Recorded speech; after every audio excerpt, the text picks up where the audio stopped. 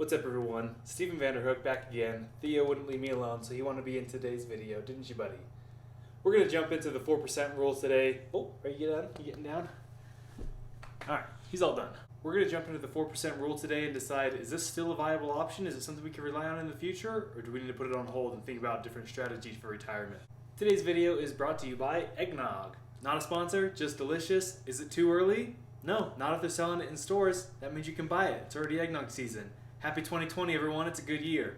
The 4% rule is a very common idea when it comes to discussions of retirement, particularly in the FIRE movement, financial independence, retire early, right? Those who want to kick back and relax after they hit 35, maybe 40, and say, hey, I'm done working, I'm retiring early. The 4% rule, the whole idea, is basically that if you live off of 4% of your principal that's invested, you can basically live forever. Well, 30 years is the idea, and that you can live 30 years without ever having to really touch the principal, because hopefully you're growing at 7 to 8% on average, but you have down years, and if you're only taking out 4%, it makes up for those down years. It's a nice conservative way to accommodate your retirement lifestyle without having to worry about ever running out of money. I came across an article with a couple of arguments against the 4% rule, questioning whether or not it's going to be viable into the future, despite it being tested and really popular, and a lot of people having tested it and compared it to different market scenarios, different investment portfolios, and it's really solid. Everyone kind of recognizes, hey, if you live off of 4%, you're probably good. A couple of arguments against it. The first is said, hey, people are living longer, and the whole idea behind the 4% rule was that it would last you 30 years. Well, the reality is that in most cases throughout history, it actually, at the end of 30 years, your principal is higher than when you started. So if you retired with $1 million and you wanted to live on 40 grand a year, you'd be able to do that forever. And even after 30 years, you have more than $1 million left in your account. So even if you live longer than 30 years, that doesn't really matter. As long as you have a decently conservative investment portfolio that's not going to be super volatile, you'll be fine withdrawing 4% every year. The second argument of the article against the 4% rule is saying that, right now, that times are more volatile than ever, and the future might not be like the past, and we might have crazy unpredictable markets, and we're moving into the new age and the new era, and forget everything we don't know what it's going to be like, and bonds could be terrible and not give you any type of return. And so if you have half bonds and half equity, half your portfolio is earning nothing. It was really, really fear-mongering and really cheap. Just cheap marketing, in my opinion. I don't like fear-mongering articles. I don't like articles that say, hey, what we're doing now, we've never seen in the past. The more things change, the more they stay the same. We live in a world that repeats, Some people say history repeats. Some people say history doesn't repeat, but it does rhyme. The reality is, what we're going to see in the future, it's going to be more or less similar to what we see in the past. Now, I don't know which stocks are going to be the hot ticket, and that's the irony of all of this. Right? They're saying the future, we don't know, it's going to be crazy, it's going to be so unpredictable. Also, click down below if you want information on what the next hot Amazon stock is. Imagine buying Amazon in 1997 or in the early 2000s, and this could be you.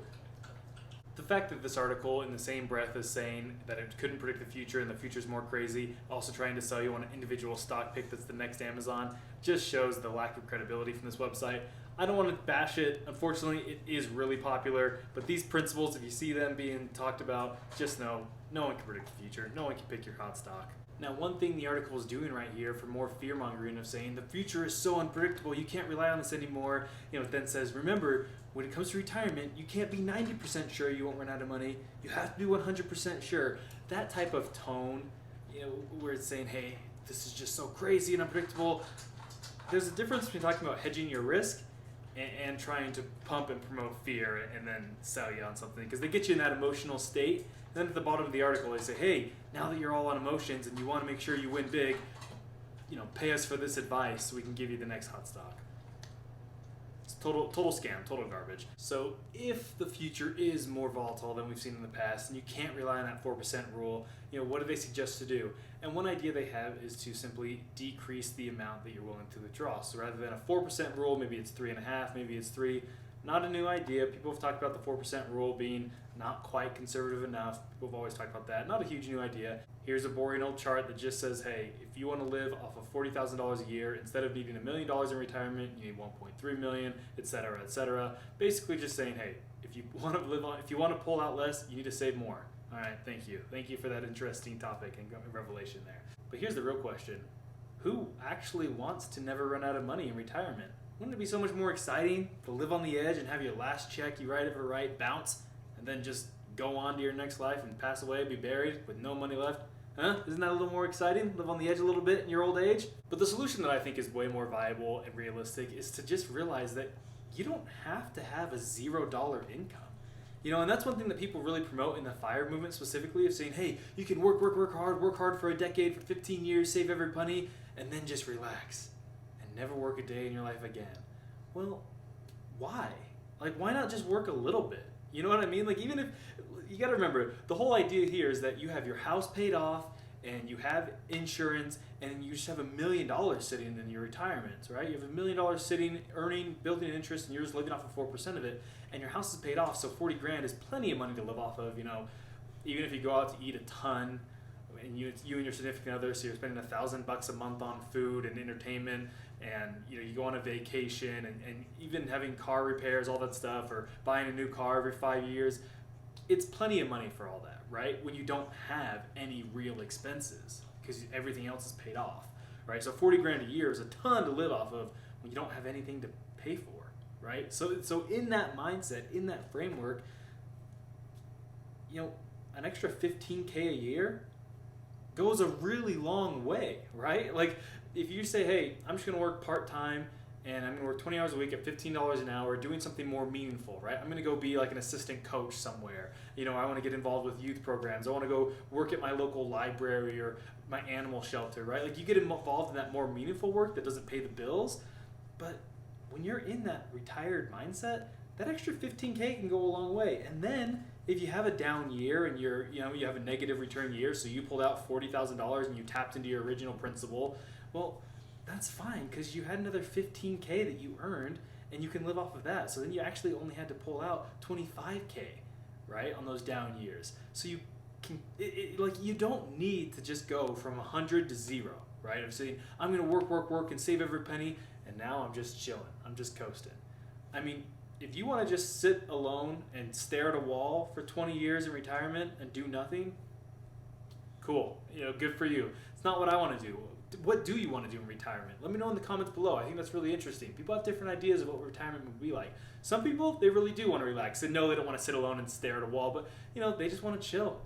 They just want to read books and watch TV and watch sports and sit on their front lawn and yell at the cars driving by and say, slow down. This isn't a crazy neighborhood. Relax, children. Maybe that's what you want to do in retirement. Maybe you want to travel the world. Maybe you want to get really involved in philanthropy and start working 60, 70-hour weeks once you find a cause that you're passionate about and you don't need to worry about your own bills, right? There's really far ends of the spectrum. So let me know what you want to do in your retirement. A couple of main takeaways from today's video in summary. One, don't fall for fear-mongering articles, especially if they contradict themselves and they say the future, we don't know what it's going to be like, but it's not going to be like the past. That being said, I have personal insight and I'm a prophet and I can sell you on what the best stock is. Immediately stop. It's not a good place to be getting your information. Also, we don't know what the future holds. Nothing's guaranteed. It will likely rhyme with the past in general principles. Specific years, specific timings we can't predict. Specific companies, I don't know which one's going out and which one's coming into the S&P 500. But we know things will change, but they're not going to change super dramatically. It's not going to be, the stone era and the new era, post-2020, when everything's artificial intelligence.